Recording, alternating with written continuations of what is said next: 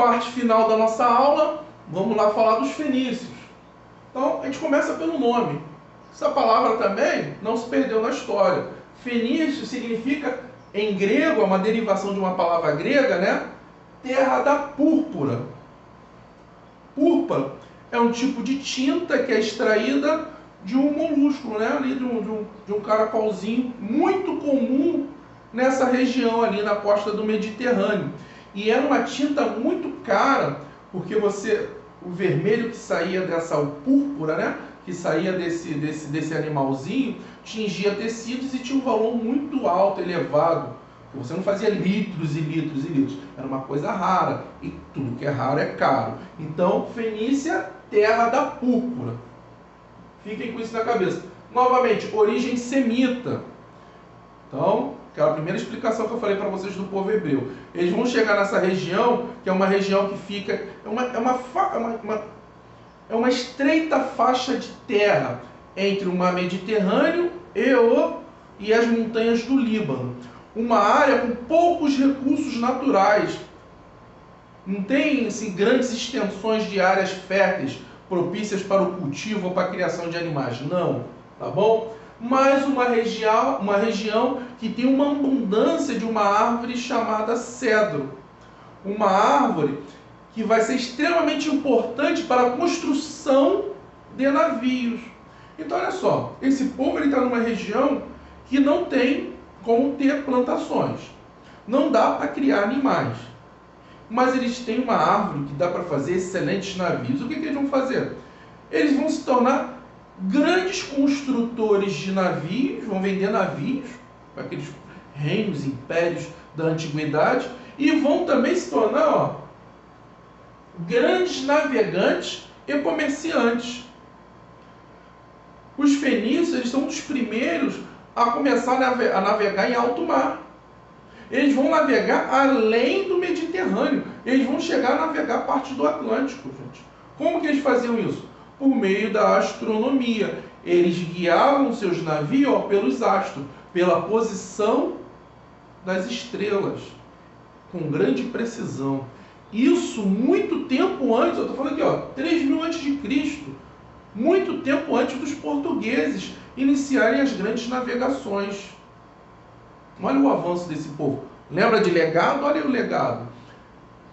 Eles vão desenvolver a astronomia, eles vão desenvolver a matemática, tá? E vão se tornar grandes comerciantes, grandes navegantes, porque eles precisavam assim, eu não tenho comida aqui, minha terra não é fértil. Então o que eu vou fazer? Eu vou vender navio, eu vou vender madeira, o cedro, e eles vão comercializar com outros povos, principalmente com os egípcios. Eles vão fundar colônias por todo o Mediterrâneo. Parte do que hoje é a Itália, sul da Itália, norte da África, fundando uma colônia lá, Cartago, sul da Península Ibérica, ali onde hoje é Portugal e Espanha.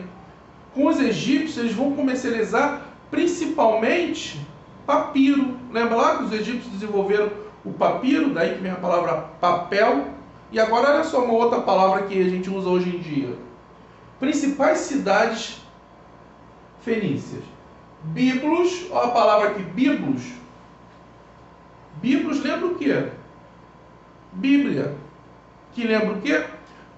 Biblioteca. Então, em Biblos era onde existia, né, uma grande coleção de escritos, de papiro.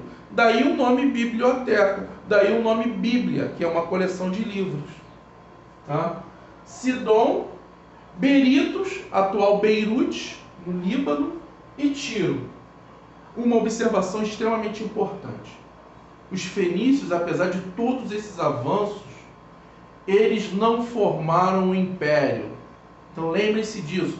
Os fenícios, como Babilônia, ou como lá o Egito, né, que eram impérios, não formaram um império unificado. Eram cidades. Cada uma dessas cidades aqui que eu falei para vocês eram independentes entre si. Elas tinham o mesmo costume, língua, tradição, cultura, mas não tinha uma unidade política. Cada uma dessas cidades tinha um rei próprio, tá? Falando de cultura, eles eram politeístas. Então, ou seja, diferente dos hebreus, eles acreditavam em vários deuses.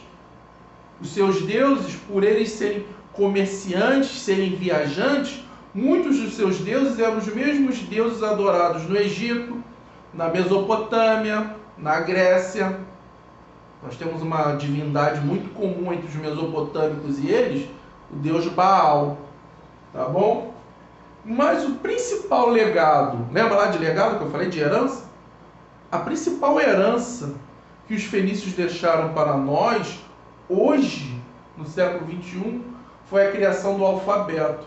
Então eles não precisaram desenvolver um sistema de escrita por desenhos, que era complicado, eu ter que decorar milhares de símbolos. Não. Eles desenvolveram um alfabeto fonético, onde cada letra representava um som, e combinando essas letras eu tenho as palavras. Um alfabeto com 22 letras. Ah, professor, mas o que tem a ver com nós hoje em dia, principalmente a gente aqui no Brasil, professor? Ué, o alfabeto fenício, ele vai ser base para o alfabeto dos gregos, eu vou colocar uma imagem aqui para a gente ter essa ideia, e que foi base para o alfabeto dos romanos, do alfabeto latino. E a partir do latim vão surgir as línguas como o português, o nosso, francês, espanhol, o italiano e várias outras. Então, eles estão extremamente ligados ao nosso dia a dia. Um povo por meio do alfabeto e o outro povo por meio da religião. Tá bom, pessoal? Fiquem com Deus. Até a próxima. Um abraço grande.